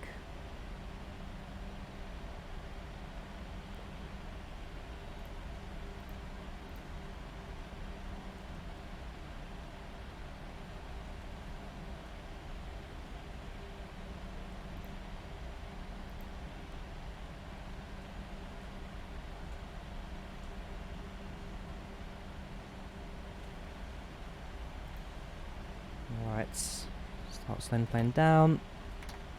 VREF was 147 at flaps 40. Turbulence has definitely died down a bit, but still expecting the gusting. Won't play it too safe.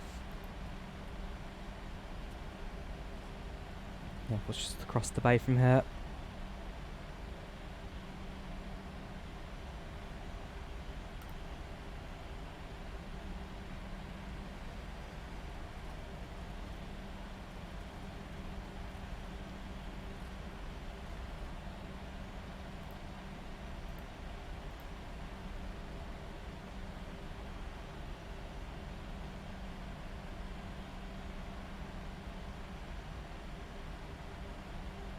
Turn the OR localizer.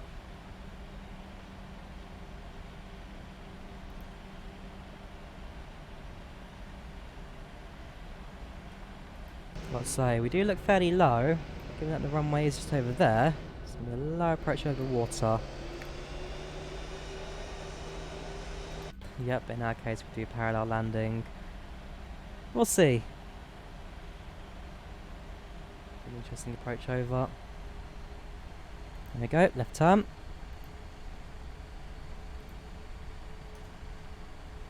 Oh yeah, I can actually see him on the PFD there.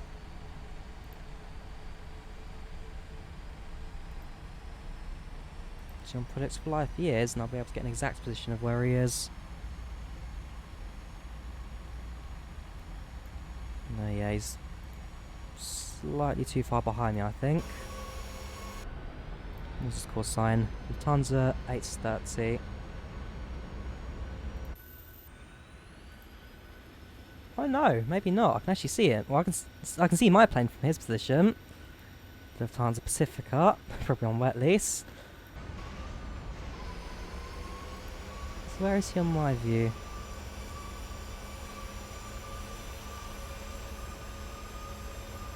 How interesting. Can't see him on mine.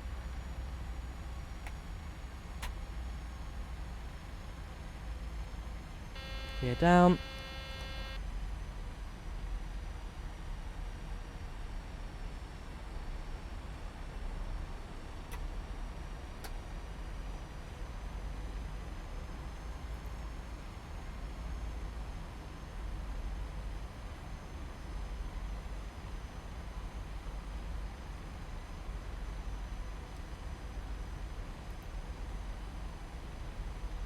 So we're a little too high at the moment. I believe we are.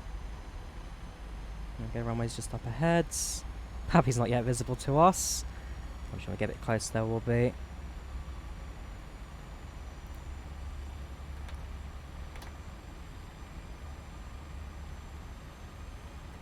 And there you go, flaps 40.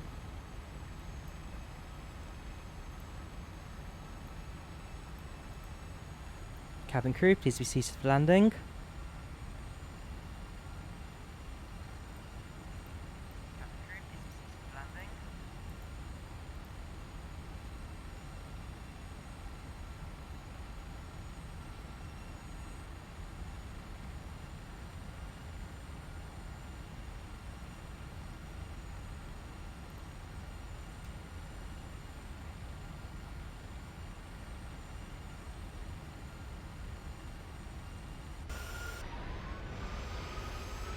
Oops, is that him?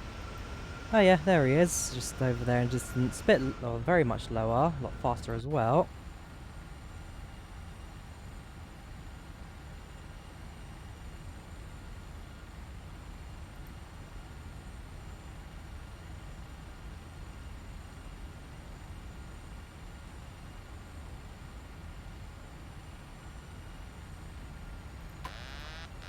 Autopilot off. Got the aircraft in, I guess. Let's have a look. Are we too high or too low? Pappies are now visible. Yeah, it's 4 reds. There we go.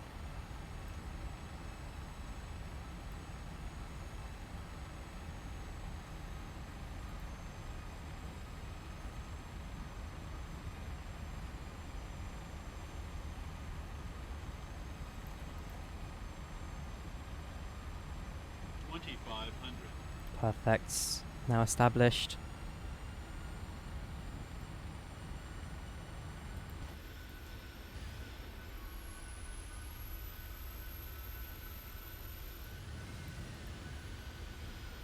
Interesting angle he's gone for as well.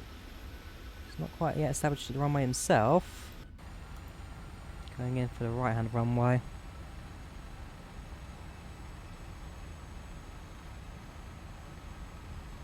I'm gonna keep a close eye on him actually. Maybe he's crossing over to the left runway. Because it is the left in use, right is for takeoffs only. It's no, he's not in my view just yet. Right, we'll do an land checks anyway, so landing lights set. Gears down 3 greens, flaps set. Brakes set, cabin crew been informed. All looks good.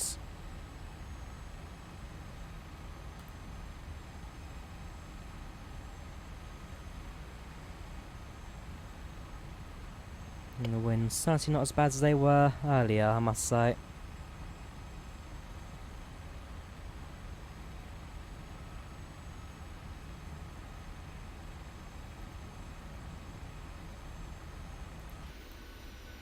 There goes guys, also now finally aligned with the runway.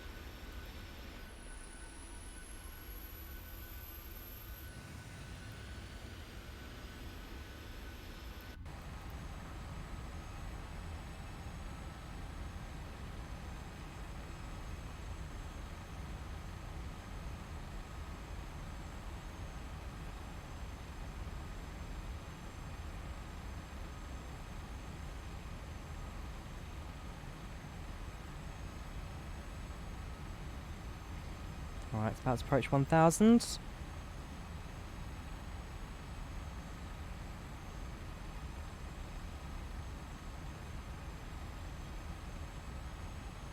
Looking good.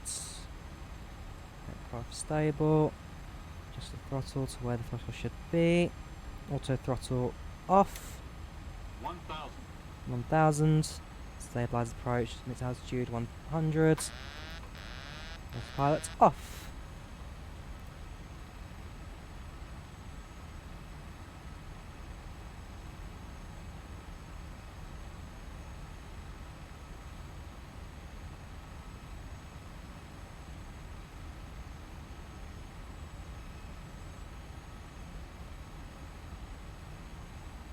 Wind's calm, all looks good.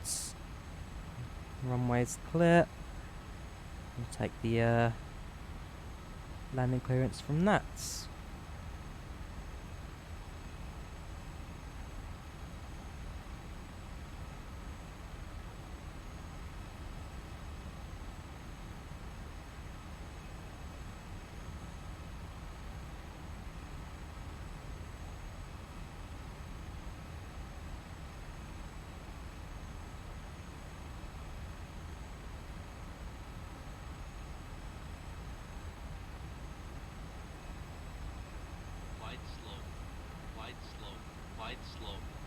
We're a little above, but that's fine. 20. 10. Let's it down. Reverse thrust set.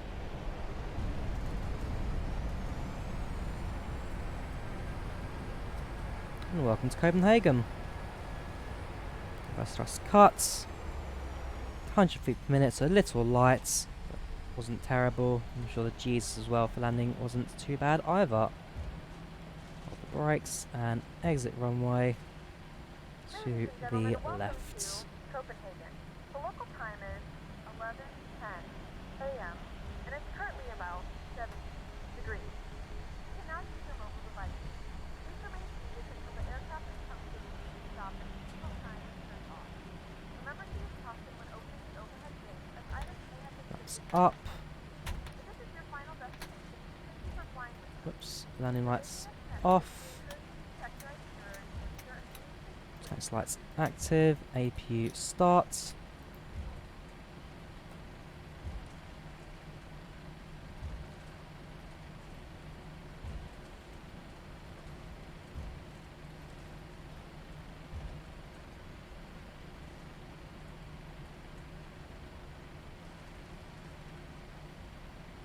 Let's go find our stands now. So back to menu, airport map. Get rid of this northerly heading view because I just don't like it. So taxi down Alpha, cross the runway 21, and then I can imagine it'll be one of these slightly further away stands or down to the Charlies for us.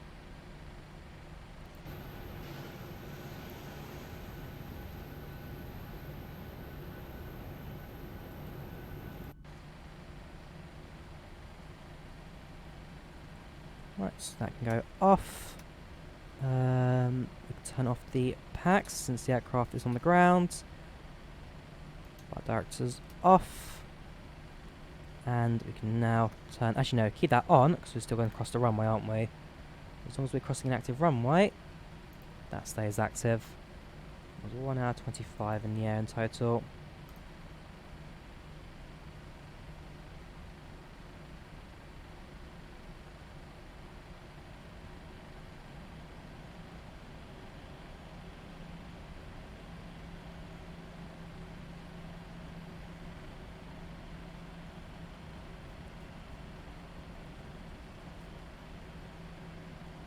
Yeah, you see some of the original terminal there. So Copenhagen, trying to think, was this one of the Microsoft airports that actually had an extra scenery kind of thing attached to it?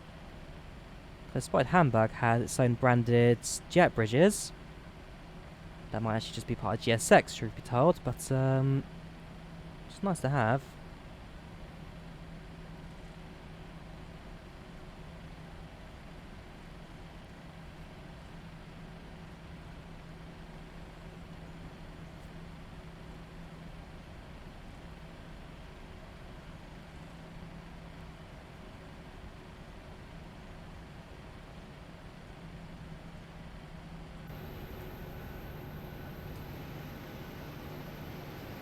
So what were our passengers saying? How long do we have to get to gates? We've got 13 minutes, that's plenty of time.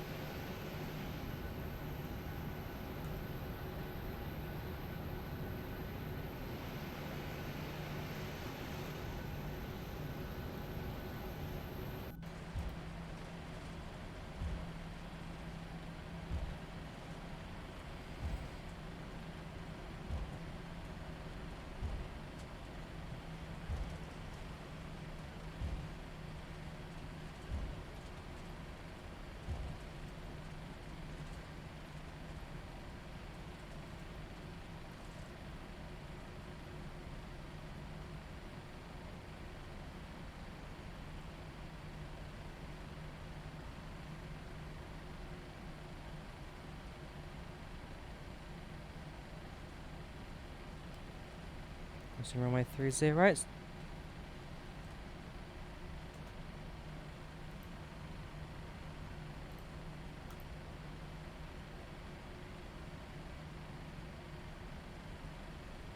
then once we've crossed that, make sure that left and right is clear.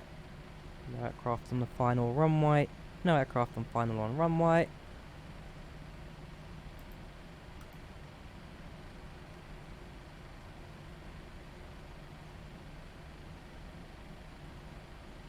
Right. Now I'll turn off the TCAS.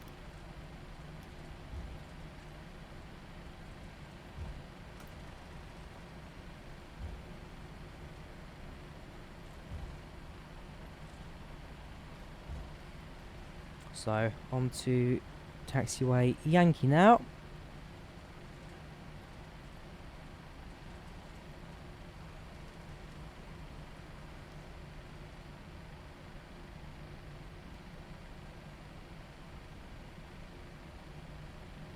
It's a bigger airport than I thought it would be, Copenhagen, I must say. I was expecting this one to be a little bit smaller, but no, it does take quite a fair bit of traffic.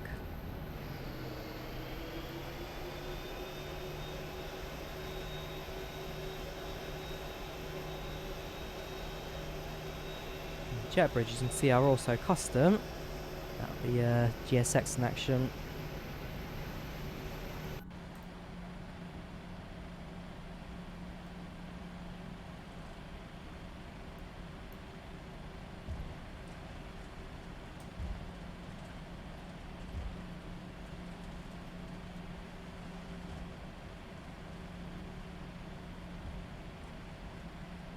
There we go, this looks remote enough to be a Ryanair stand. Cheapest ones the airport has available. Thank you very much, says Mr. O'Leary. I know you can see where another aircraft was on the ground. Probably the Ryanair. Nope. Probably Scandinavian then.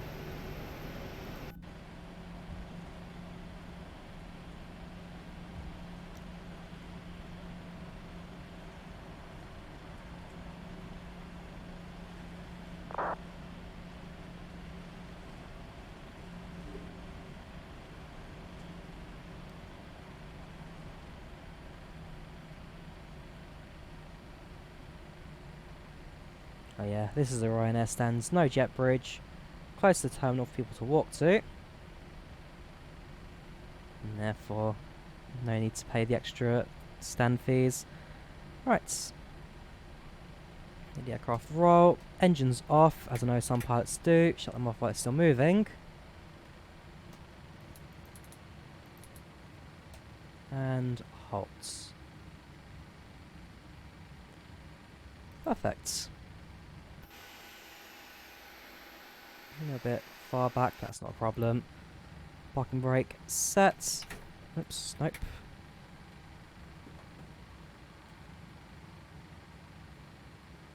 Speak to the passengers, shall we? Also turn off the taxi lights. Turn off the strobe lights. That comes off. Hello ladies and gentlemen, and welcome to Copenhagen, where the local time is 10:18 and local temperature 17 degrees.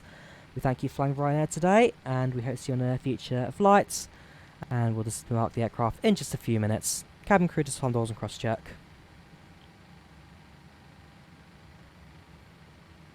Looks good. Hello ladies and gentlemen, and welcome to Copenhagen, where the local time. Let's go to the actions. Actually, facts, let's use GSX, shall we? Ah, but then it doesn't do the front doors, so no, we won't do GSX. In fact, no. I have no idea what I'm doing. Right, ground services. Ground power type will be a GPU cart. Ground power, asset chock story and request. They'll call that over. Fuel will leave. Passengers disembark, so we'll extend the airstairs and requests 2.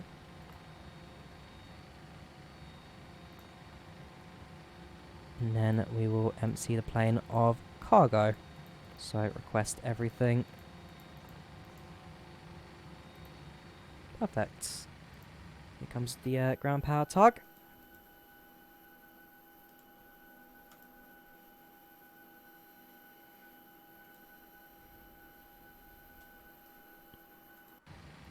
And that will mean we can now, once it's connected, where is it? There it is.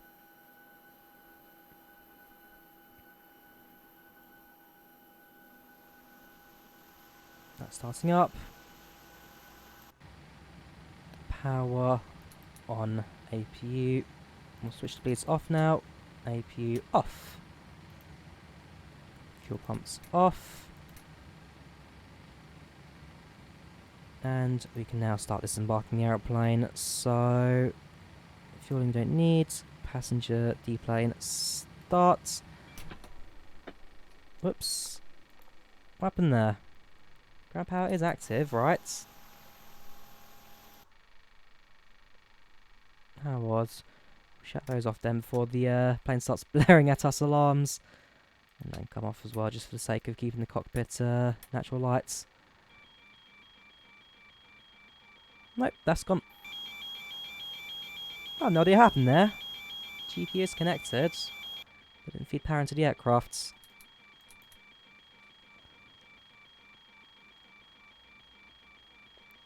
How odd. How odd indeed. Anyways, the passengers deplaning now. Cargo, we unloads. That one will start in a second.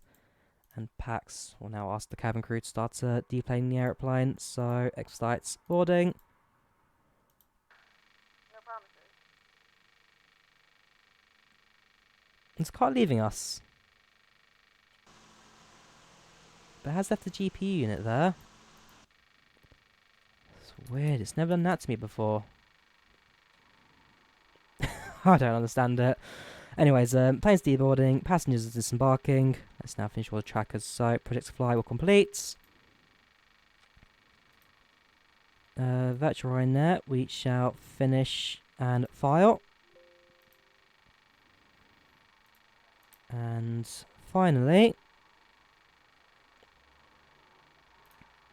Pax. So, menu, end flights, yes.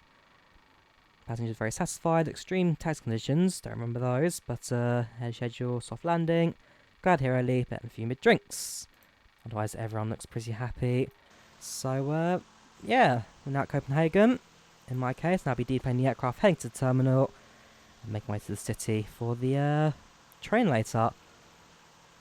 It was a good flight, this one. Has been good flights, and quite happy to see where things go forward next. So, hope you guys enjoyed the premiere. If you did, do subscribe.